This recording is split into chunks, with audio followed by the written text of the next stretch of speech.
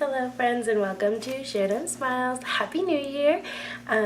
Yes, I am back and it's time to start off the year with the Upon First Listen album review. And since it is so early on in the year, there haven't been very many albums to come out, and that's okay. There's still something, and I found something very interesting to listen to. So for today's Upon First Listen album review, I'm doing Ephorize by cupcakKe, who is a rap artist, and usually for my videos, I try to keep it very, family oriented, that no one, your family can listen, kids can watch it or whatever, but because of the nature of this album, there's gonna probably be some discussion and language, stronger language, so if that's not really for you, then feel free to click off. If that's something that doesn't bother you, then feel free to keep watching. So cupcakKe, I've heard of her. I've actually never really listened to anything of hers on my own. I watched the reaction videos that they have, like the Fine Bros, I think. I watched where they had people react to her, but that's really the only exposure I have to her before listening to the album. But I still was super excited to get the chance to listen to her, and so here are some of my thoughts on Ephorize by cupcakKe. The first song was called 2 Minutes, and it had a slow piano-focused intro, and it starts off with a real kind of positive message of focusing on blessings and living life to the fullest, and was a really interesting start that made me excited to see how the rest of it was going to go. The second song on the album was called Cartoons, and it had an interesting instrumentation that was going on behind the rapping, and I found all the cartoon references in the chorus to be super clever, and I actually really enjoyed this song because of that. The third song on the album was called Duck Duck Goose, and there was lots of moaning, and it was very, very sexually graphic, which, if you're familiar with her, is not something that's new or out of the ordinary. That's part of what she does, and it was fine, but it's not really my style, so that song is not one that I'll personally be revisiting by choice anytime soon. Song number 4 is called Wisdom Teeth, and it talks about being humble and staying smart, and I really liked that one. Song number 5 was called Crayons, and the chorus of it was boy on boy, girl on girl, like who the fuck you like, fuck the world, and it's just this really strong message and talks about homophobia and transphobia and just the LGBT community, but basically being about, I'm going to respect you as a person and live your life and all that, and it's got a great beat and a great message, and I really enjoyed that song. Song number 6 was Cinnamon Toast Crunch, and I personally really kind of liked the beat and the flow on that one, but besides that, lyrically, nothing really stuck out to me.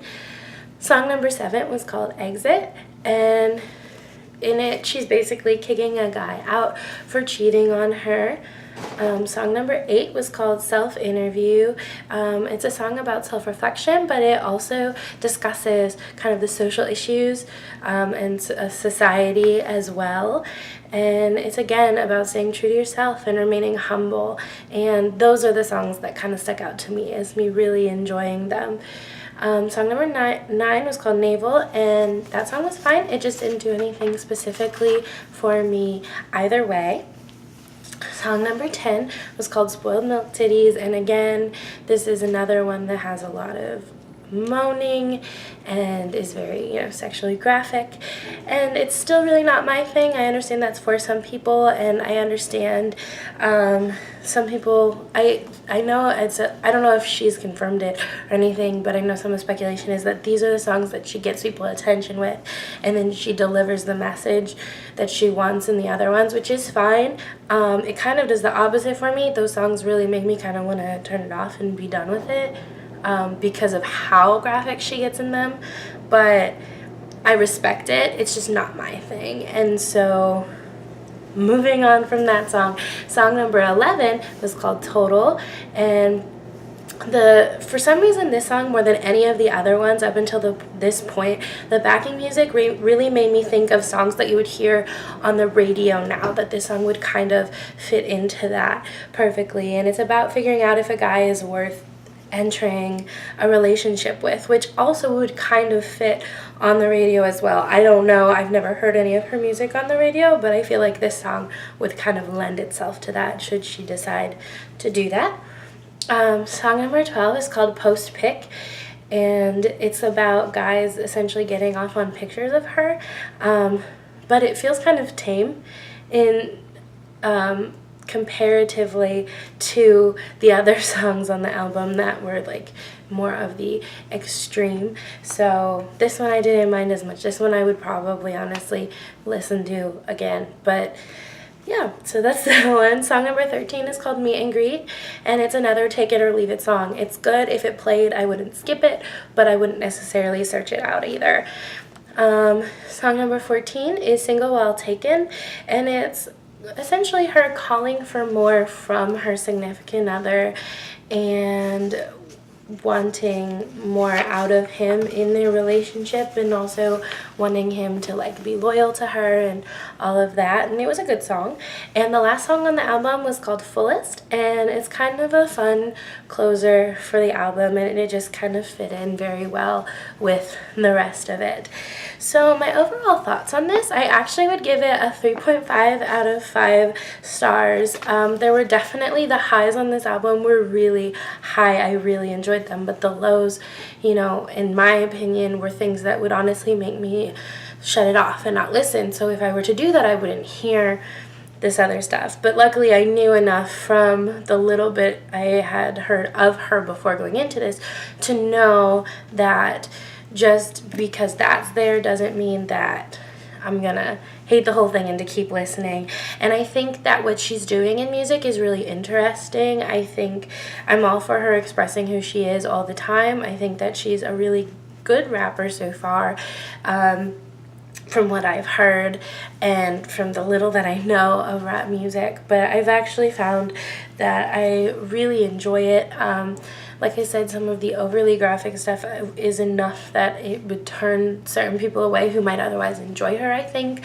But I understand why she does it, and I don't necessarily want her to change, so this is just fully my opinion on it.